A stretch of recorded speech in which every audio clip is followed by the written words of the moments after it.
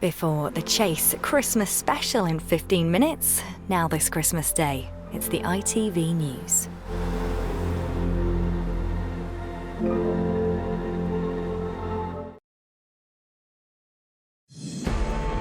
King Charles reflects on the loss of his mother, Queen Elizabeth. The King and other members of the royal family gathered at Sandringham before his first Christmas message, delivered close to where the late Queen is laid to rest. Christmas is a particularly poignant time for all of us who have lost loved ones. We feel their absence at every familiar turn of the season. Also ahead, one woman is killed after a pub shooting on Christmas Eve and... From a bomb shelter to the London stage, a dream come true for the Ukrainian girl who won hearts around the world.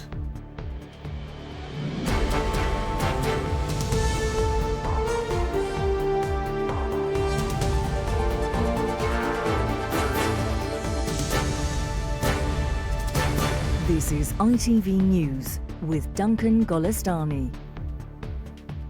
Good afternoon. King Charles has used his first Christmas broadcast to pay tribute to his beloved mother. Recorded in St George's Chapel in Windsor, standing close to the late Queen's final resting place, the King reflected on a Christmas without loved ones. He also remarked on times of great anxiety and hardship for families around the world. And as our royal editor Chris Shipp reports, for the first time since the pandemic, the royal family gathered in Sandringham for their traditional festivities. The Christmas morning scene at Sandringham was so familiar, yet without Queen Elizabeth, so very different. They still gathered en masse at 11 o'clock. The crowds were still there as the royals went to church in St Mary Magdalene. But leading the family today was the King and Queen Consort, with William and Kate and their 3 children close behind. And a surprise appearance from Prince Andrew after he settled his legal case earlier this year. Allowed to attend the service today on the right here, but he was either told to keep a little distance or did it anyway. But the passing of the Queen meant this family and many parts of the nation today sat down to a different Christmas broadcast at 3 o'clock. His first ever Christmas message to the nation and Commonwealth was recorded at Windsor, in the chapel which is the final resting place of his father and now his mother. I'm standing here in this exquisite chapel of St George at Windsor Castle, so close to where my beloved mother, the late Queen, is laid to rest with my dear father. Christmas is a particularly poignant time for all of us who have lost loved ones. We feel their absence at every familiar turn of the season and remember them in each cherished tradition. But in a year which has seen war return to a country in mainland Europe and an economic crisis at home, the King praised the community spirit which is helping those who, this year in particular, are very much in need. At this time of great anxiety and hardship, be it for those around the world facing conflict, famine or natural disaster, or for those at home finding ways to pay their bills and keep their families fed and warm, we see it in the humanity of people throughout our nations and the Commonwealth who so readily respond to the plight of others. Royal Aid said the King's reference to families keeping fed and warm was a statement of fact rather than a comment on politics. But there was no comment from the King on his own family's politics. The Prince and Princess of Wales recently visited Wales, shining a light on practical examples of this community spirit. A reference to William and Kate's work, but no mention by the King of his other son Harry and daughter-in-law Meghan. The King's broadcast was recorded in between the 2 releases of Harry and Meghan's Netflix series earlier this month. 2022 was a year of great change for the monarchy. Next year will see a coronation of a sovereign for the first time since 1953.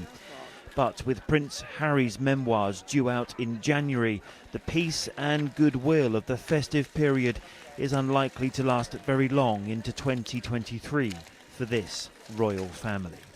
Chris Ship, ITV News. And to watch the King's speech in full and for the rest of the day's news, head to ITVX and scroll down to ITV News.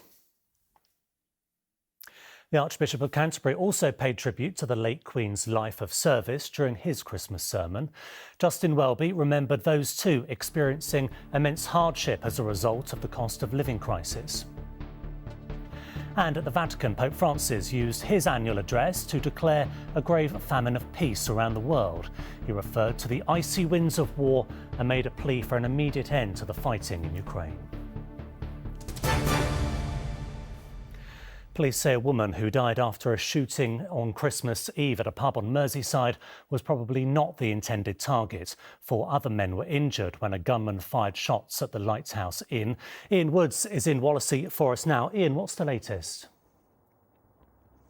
Well, behind me in the pub, there are still bottles and glasses on the tables, just as they were when the shots rang out just before midnight. A festive occasion which ended in horror. A neighbour describes what happened. I heard bang, bang, bang, bang 4 times. It was just police cars everywhere, kids, well, teenagers, but it was very, very quiet. There was no shouting or screaming. It was just people, poor kids walking up here hugging each other.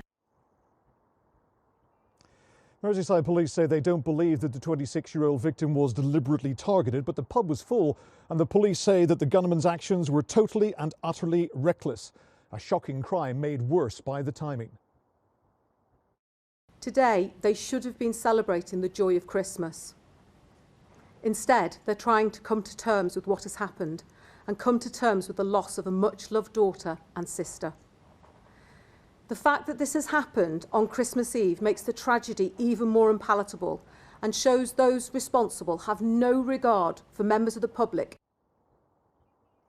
One of the young men injured is described as being in critical condition in hospital. Now, detectives want to trace a dark-coloured car, possibly an A-class Mercedes, which was seen driving away from the scene immediately after the shooting. Now, this pub should have been hosting Christmas lunch for its customers today.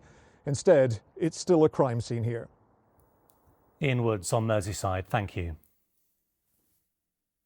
Millions of people across North America are facing Christmas without power as temperatures drop as low as minus 45 degrees Celsius.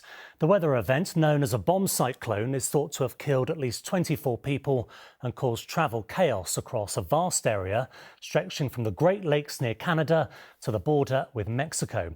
It's thought around 60% of the US population has been affected by the weather system, which the New York governor said may go down as one of the worst storms in history.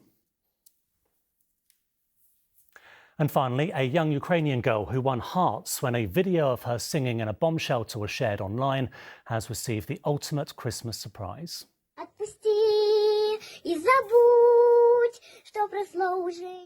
Shortly after the Russian invasion of Ukraine, this video of Amelia Anisovich singing Let It Go from Disney's Frozen was viewed around the world.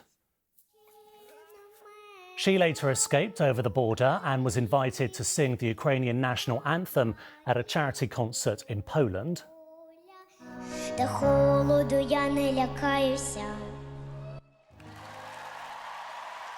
Now she's performed on stage at ITV's New Year concert, but little did she realise the cast of Frozen were waiting in the wings to surprise her.